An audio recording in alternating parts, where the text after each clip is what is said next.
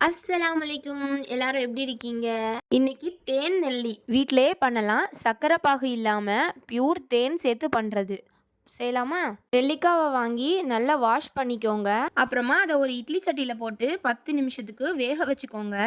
அத வேக வச்ச உடனே அது பூ மாரி பிரிஞ்சு வரும். நெல்லிக்காவுல அவ்ளோ சத்து இருக்கு. ஆனா தேன் நெல்லி நம்ம கடைகள்ல வாங்கும்போது அது சீனி பாகுலயோ இல்லன்னா சர்க்கரை பாகுல முக்கி தான் குடுப்பாங்க.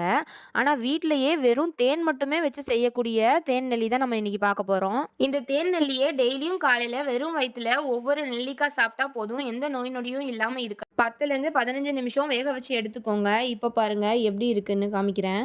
நெல்லிக்காய் பிளட்ட பியூரிஃபை பண்ணிடுது. பிளட் லெவல அதிகமாக்குது. கால்சியம் சத்து அதிகமா இருக்கிறதுனால எலும்புலேருந்து பற்கள் வரைக்கும் எல்லாத்துக்கும் நன்மையானது. நல்ல பூ மாரி மலர்ந்து வந்துரும். இத உடனே 1/2 மணி நேரத்திலேருந்து 1 மணி வரைக்கும் வெயில்ல வச்சுக்கோங்க. அப்பதான் தேன் ஊத்தும்போது தேன் நீர்த்து போகாம கட்டியாவே இருக்கும். அவ்வளோதான், ஆரோக்கியமான தேன் நெல்லி ரெடி ஆயிடுச்சு. கண்டிப்பா கண்ணாடி பாட்டில்ல தான் போட்டு வைக்கணும். 1 வாரத்துக்கு காலையிலேருந்து சாயங்காலம் வரைக்கும் வெயில்ல வச்சு வச்சு எடுக்கணும். அதுக்கப்புறம் நீங்க ஃப்ரிட்ஜில கூட வைக்க வேண்டாம். வெளியவே 6 மாசத்துக்கு சூப்பரா இருக்கும். இவ்ளோ தேன் தான் சேர்க்கணும், இவ்ளோ நெல்லிக்காய் தான் போடணும்னு அளவெல்லாம் இல்ல. தேன்ல நெல்லிக்காய் முங்குற அளவு இருந்தாலே போதுமானது தான். ஊசி படாம இருக்கிறதுக்கு ஒரு ஒயிட் கிளாத்தை வச்சு டைட்டா கெட்டிருங்க.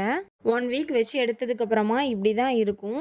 காலையில தினமும் ஒரு நெல்லிக்காய் எடுத்து சாப்பிட்ருங்க. ரொம்ப ரொம்ப ஆரோக்கியமா இருக்கும். இவ்ளோ நேரம் பொறுமையா வீடியோ பார்த்ததுக்கு ரொம்ப ரொம்ப தேங்க்ஸ். நம்ம சேனலை சப்ஸ்கிரைப் பண்ணுங்க.